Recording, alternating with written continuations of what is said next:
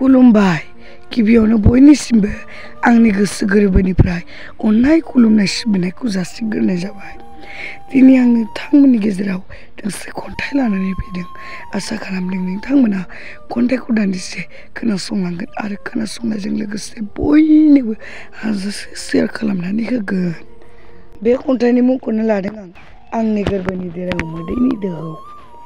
जेब्ला जिरायना दंमोन आंनि गोबाय गिजि देरायाव नुजाफैदोंमोन रेबगननि महर। रिंखांफैदों गोरबोआव खन्थाइ सोरजिनो, गोसो जादों फंनैसो लिरथुमना दोननो। अखायाबो माथो नागारनो रोंथारासै, मेगननि मोदैयाबो माथो बोहैथारदों।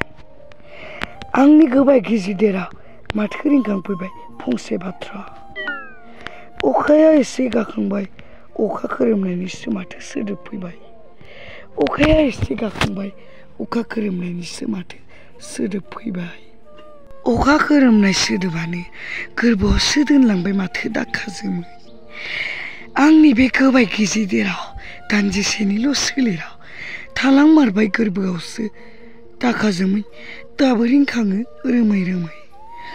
रिंखांफैनानै बारासिनसो खालामबाय आंनि मेगननि मोदै। अखाजों सिग्लाबोबाय आंनि गोरबोआव जानानै थाबाय माथो मोदैनि दोहौ, आंनि गोरबोनि देरायाव मोदैनि दोहौ। गोजोन्थों, अननानै बयनोबो शेयार खालामलायनानै होदो।